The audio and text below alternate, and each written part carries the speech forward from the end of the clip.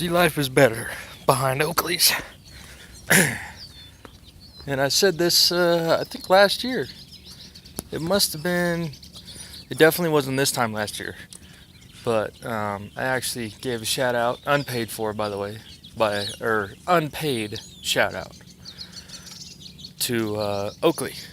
I said something like there's no snow, no sunshine, no glare, no blah blah blah, something badass, thanks Oakley. Which, by the way, I don't know if you can see it. I'm pretty sure it's on this one. Yeah, you could probably see it, that big huge scratch right there. It's no good. Good thing these things are backed up by life.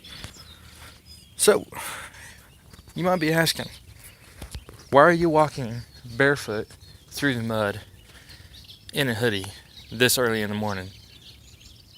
Well, I'll tell you why. But before we get there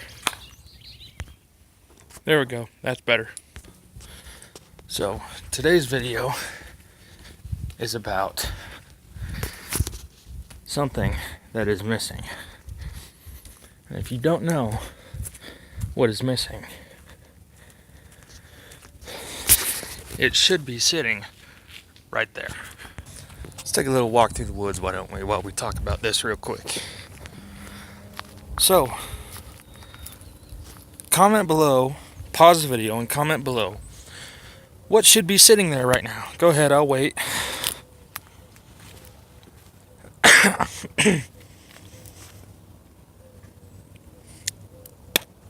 Did you do it? Good. So, what is supposed to be sitting over there right now is my beautiful and beloved 2004 Chevy Silverado Z71 1500. And the reason why it's not sitting there is because it's in the shop getting a big badass billet transmission with a Corvette shifter and all that stuff in it. It's getting 40-inch tires, Pro Charger, blah blah blah. You know the works. Okay, that's not true. I lied. What happened was transmission went on it. Okay. I don't know what happened to it, but someday soon I'm actually going to go over there. I'm gonna go over there when I pick it up. And I'm gonna talk to the guy and I'm gonna see what he found in the transmission. Because I would really like to know, because it was bad. Okay, it was very bad. So right now, like I said, truck's in the shop. It's getting some work done on the transmission. So when he's done, it'll be a brand new transmission. The guy said that he was going to put a little bit of a shift kit in it, nothing too special. And, maybe one day when I do the lift kit and the 40s and the Pro Charger and all that, maybe one of those days I'll put maybe a 4L80 in it, or, something better than what's in it right now. Because 4L60 is good, It goes down the road real nice. It plays in the mud real nice. It climbs up the hills real nice. It's a nice training. But for turning big 40-inch, 12 wide, possibly even wider, mud terrains, and handling what I want is 8 pounds of boost out of a Pro Charger. That 4L60 just ain't gonna cut it. I can hear everyone in the comments right now. Oh, you should either take care of your shirt or not buy a Chevy. Well, I'll tell you what, son. A friend of mine had a 94 second-gen Dodge Cummins 12-valve four-wheel drive. And the only thing that was done to that was it had a Bosch fuel pump and a custom exhaust. And that was it. No performance mods or anything like that. And we did rock crawl it. We didn't take it mudding all that much, but we did do some rock crawling. We did do some pretty good off-roading in it. But I tell you what, that transmission quit. Okay, and it quit hard. Maybe not as hard as my truck, but it definitely quit.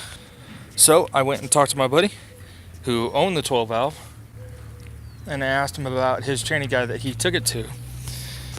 And keep in mind, the whole time my buddy was getting his truck worked on, I was there with him, just about every step of the way, through the progress of, them fixing the transmission. I was there when he dropped it off. I was there when he picked it up. And, I was more than impressed with what they did with it. He got it's not like a race transmission, but it is a much, much, much, much, much stronger than that factory Dodge transmission. They put a shift kit in there, a really nice cooler and all that. And so I asked him, I said, hey man, I know you had some problems after you got it back, but are they still good guys to go to? He said, oh, absolutely. And the problems weren't related to the work that they did. It was just, one of those things that just kind of happened. Now, what happened with his transmission was the cooler lines were running like over the top of the transmission, and they were rubbing together. And they're hard lines, so they rub together, and then boom. And he actually blew a cooler line on I-40, I want to say, coming back from out of state. Thank God his dad, that same year, just bought a really nice, another Cummins, just bought a really nice Cummins, had a winch, his dad had a trailer, hooked him up, man. Thank God for dads with nice trucks and trailers. Which, by the way, my truck was actually on the side of the road, not going anywhere. And I can't stress this enough. Go to Tractor Supply, get you one of these, and get you a locking pin too, okay? Because if you go to places like Phoenix, Vegas, if you go out of town generally,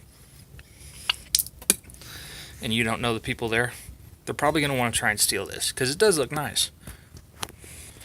So we took my recovery hook off of my truck, put it on my dad's truck, grabbed the rope, slung it up, whoosh, and towed it to a spot where it was going to sit and be safe. And then I think it was either the next day or the day after, we started talking to training guys, and the guy went and picked it up for free. He looked at it for free. The only thing I'm paying for is the work, so it's actually not a bad gig. So yeah, if anything, guys, the first thing that you should get for your truck is some form of recovery, whether it be a hook, a strap, D-ring, or not a D-ring, a shackle, or if you want to go all out, get a bumper and a winch. I suggest the first thing you get for your truck, besides tires, is a good recovery system. And that goes for new trucks and old trucks. So if you get a brand new truck fresh off the lot, brand new 2018, 2019, 2017, whatever, if it's got 1,000 miles or 1 mile, you should probably think about getting some recovery gear. At least get a hook, because all your broke-ass friends probably have used trucks, and all your broke-ass friends, if they're anything like mine, you know who I'm talking to, boys. If they're anything like mine, they like to go mudding, rock crawling, street racing. So if they blow a transmission, get 4 flat tires, or get hung up on a rock somewhere, you can go pull them out. No worries. Guys, look, I know I haven't been posting a whole lot, but please just keep those subs coming, keep those likes coming. Please, please, please comment. I mean, I really want to know what you guys want to see. Comment and hate if you want to, man. You know what? I can take it. I got skin tougher than Kevlar, man. People talk shit on me all the time. That's it. But you know what? Like I said, I know I haven't been posting a whole lot. I haven't been putting out a whole lot of content, but all that's going to change.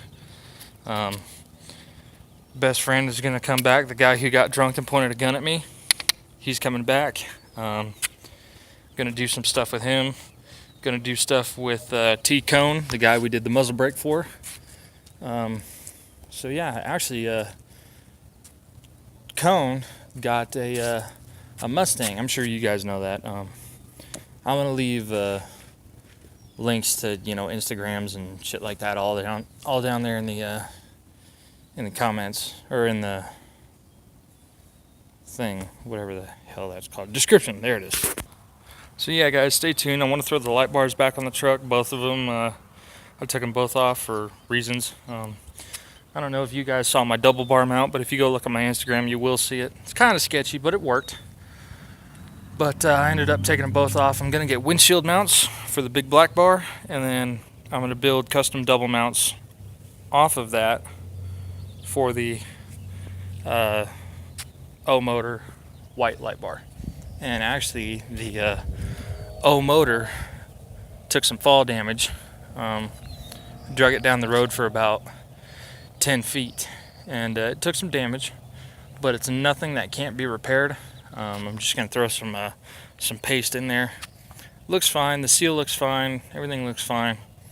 But I'm just going to throw some paste in there, paint it up, and it should be fine. I'm not going to go, diving with my light bars. They're just going to be up on top of the truck. So all they really need to be resistant to is rain and snow.